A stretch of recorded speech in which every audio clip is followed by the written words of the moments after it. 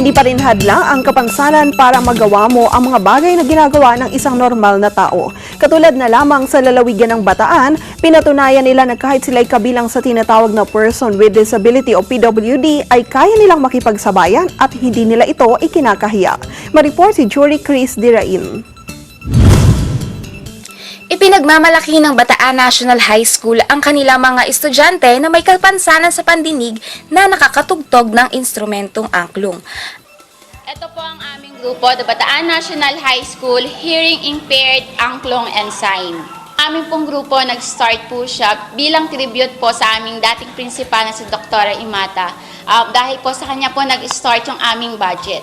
So, ang aming pong grupo ay binubuo ng 21 members na mga hearing impaired students and nagpa-play po sila including the SPA students.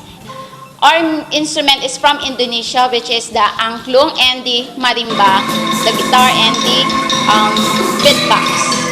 Ang angklung ay original na nagmula sa West Java, Indonesia, na naging popular naman sa buong Southeast Asia dahil sa di pangkaraniwan itong tunog.